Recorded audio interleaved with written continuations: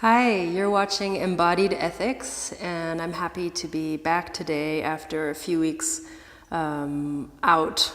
I got hit by a nasty version of the flu and was pretty much bedridden and horizontal for 2 weeks. And it was very frustrating because it was right after I launched Embodied Ethics and these conversations with you.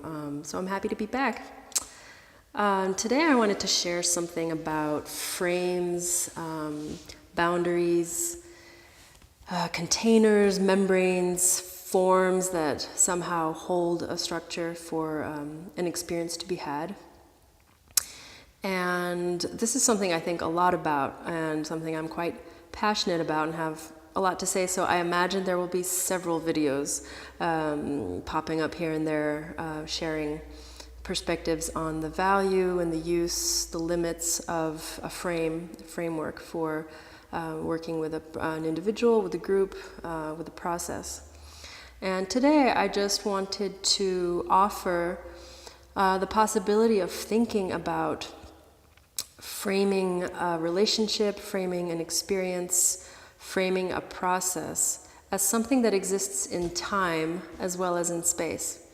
So what I mean by that is when a framework is set with very clear structure, clear boundaries, some people tend to resist it as being something that is going to limit their freedom. Other people feel very appreciative of it as something that offers them a reference point, security, knowing where they stand, what's going to happen, where we are, what's going on.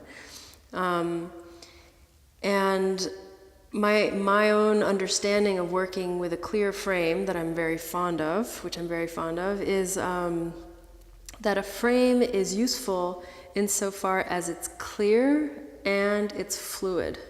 So as long as it's readable, understandable by the different parties present, and that it has a certain suppleness and an ability to shape-shift, to adapt to the reality of a group or the reality of a relationship.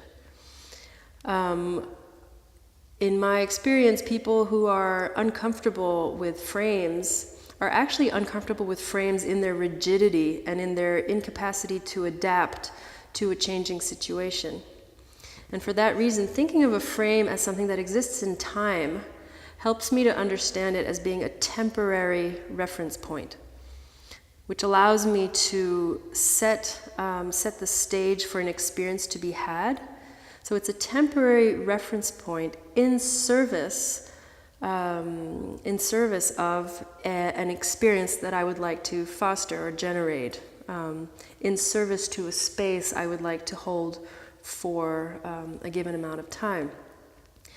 As that experience arises, emerges, appears, that reality kicks in, and there's direct feedback as to what is actually happening in the space right now, I may want to adapt my initial reference point in order to better serve the experience being had. For me, the experience of supporting clarity, supporting vitality, supporting connection is more important than my loyalty to a frame. So what I try to do is be very clear on the length of time to which we are committing to a certain framework. So for the next 20 minutes, this is what I offer, this is what I suggest. Can we agree to that? Yes. And we know that in time, in 20 minutes, we can end that, check in. How did that go? Do we need to readjust something? Do we keep the same framework? Do we move on? Okay, for the next 30 minutes, maybe we can tweak this. Maybe it needs to go somewhere a little differently. And the ability to play with a framework, I think, gives it its value, so that it is a reference point. We aren't just floating around in the middle of nowhere, and it helps us to organize experience within the total complexity and unknown and oftentimes chaotic reality that life can be. Sorry, I'm getting a call. Ending that. Giving us a reference point to organize our experience, to to hold our experience. And at the same time, the connection to self, the connection to other, to be able to resonate with an environment, to me is more important than being loyal to a certain frame. And this is the form and this is how we do it, and we'll never change that in time. So a frame as existing in time, that it can be revisited, that it can shapeshift, that we can commit to something for a certain duration and then check in and tweak as needed. So a temporary reference point in service to an experience that we would like to share. So that's a thought for today. I'd love to hear your questions around frame, structure, boundaries, membranes, how you understand that, because that's a theme that's going to be coming up again and again in different ways.